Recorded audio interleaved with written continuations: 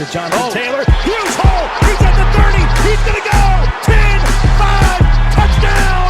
Jonathan Taylor made a man miss the line of scrimmage and then runs it into pay dirt and a one-handed INT. Are you kidding me? Kenny Moore. What a play by Nyheim Hines.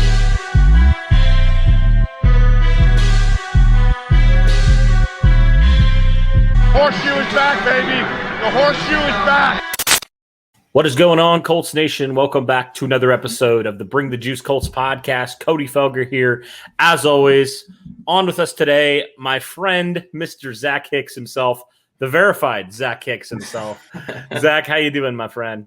Hey, pretty good, man. Can't complain. We're inching closer to the season, which is good. Get out of this off-season dead time and hopefully into some more actual season stuff here coming up, which is fun. Yeah. And, with the lack of content, with anything regarding the Colts right now, in a couple weeks from camp still, there's been a bunch of rumors here around Dolphins corner Xavien Howard. Now, I've talked a little bit, a couple different players who have been interested or been linked to the Colts. Xavien Howard, at least at this point, hasn't been necessarily linked to the Colts, but we know, Zach, how much that number 2 corner spot right now, at least the number 2 outside corner, is kind of a question mark right now. There's a lot of guys, seems like they're vying for that position.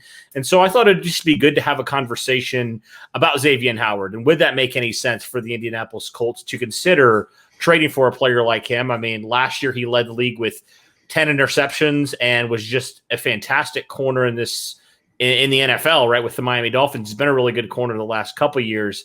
But also, he has a pretty good contract that if you were going to trade for him, you would potentially have to pay him that much. What are your overall thoughts, first off, on Xavien Howard as a player? And would this trade, taking the contract out of it, would this trade make any kind of sense for the Colts? Xavien Howard is a great corner. It's been a really good corner the last couple of years. I mean, 2018, he picked off Andrew Luck twice in that game against the Dolphins. Both within, I think, 40 seconds of game time, he picked him off. Really good corner, great ball hawk. And I think Darius Slay said it best on Twitter the other day when he said, you don't realize how hard it is to get 10 interceptions in that system. It's that Patriot system. It's very man heavy. And to get 10 interceptions in a man-heavy system like that is outstanding. So, Xavien Howard's a great corner. Does a lot of good things. Definitely in that top 10 range across the league when it comes to cornerbacks. But, when it comes to the Colts, even we'll talk about the contract here probably in a second. But even if you don't take that contract into effect, I don't really think it makes too much sense, especially for a team that doesn't really have the capital to trade for. We can't include a first or second round pick in 2022 in that trade. And I don't know why the Dolphins would move him for anything less than a first rounder. And honestly, if it were me, I would want a first rounder plus maybe like a starting caliber player if I were the Dolphins, because he's that good of a corner. So I don't know. I don't see it really working from that standpoint. And also, the Colts, they have Xavier Rhodes, and they have a lot of young guys vying for that second spot. And even though it is a worry, it is something that we should be concerned about. You eventually got to see what these young guys have. Rock Ya-Sin has got some run, but you really want to see what you have with him before really closing the book on him. And Marvell Tell had a really promising rookie season, and now he's going into essentially his sophomore season in year 3 because he opted out last year. Really, really unique situation to watch there. And then Isaiah Rodgers had some great flashes last year as well. So I'm more curious in just seeing what those guys have at this point, especially in a system like this where, yes, cornerback is important, but it's not as important as it would be in other types of systems. So going for a guy like Xavien Howard, although it'd be great, it'd be awesome to have another really good defender. I just don't really see the fit, especially with all the guys they have to pay coming up here soon too. Yeah, that was another thing I was going to say. Like, you got a lot of guys coming up here. You got the Braden Smiths. You got the, Nyheim Hines, even Quentin Nelson. You got a lot of guys, and Darius Leonard. Like, the list goes on and on of guys you're going to have to pay pretty high money to, maybe top at their position or top 5 at their position. So I definitely agree with you there. I think the good thing is he would be a young player. I mean, he's only 28 years old, just turned 28 actually a couple weeks ago here. So, but yeah, I think the contract and just the draft capital, especially if you are going to have to give away another high pick. The Colts, the last couple of years, have had to give away some high picks for some players. obviously DeForest Buckner a year ago, and then now this year for Carson Wentz. So I agree with you. I'm curious though, would you, if there was another position on this defense that there was a player of that caliber on the market and you were the Colts, would you be more inclined at a different position to potentially kick the tires a little bit stronger than, say, corner with Xavien Howard? Defensive end, for sure. I think defensive end is the one where they need a proven veteran. But I'm also, again, of the mindset where I'd rather just see what the young guys have. I don't want to, we have seen for years with Ben Banigou and Kamoko Toure that we've just been putting veterans in front of them, and we don't really know what we have in them now going into, year 3 and year 4 respectively with those two players. So I don't want that same situation with Dio and with Kwity Paye. I want to actually know what they are before we get to year 3, year 4. Because now we're at a point with those two, with Banigou and Toure, where they're coming up on their contracts soon, and we have no clue what type of player they are whatsoever. They're still the raw player that they were coming out of college because they just haven't played in the NFL at all. I just don't want to see that situation happen with Kwity and Dio and even Tyquan Lewis, who had a good season last year too. Yeah. So even though if I thought the Colts were in the Super Bowl window, which I know I might be in the minority where I really don't think they're in that window yet. If they were in that window, though, then I'd say, yeah, for sure. Like if a Chandler Jones were available, which he's the type of guy who might be available because he has a big contract. The Cardinals, have some younger players coming in there, the guys they've paid.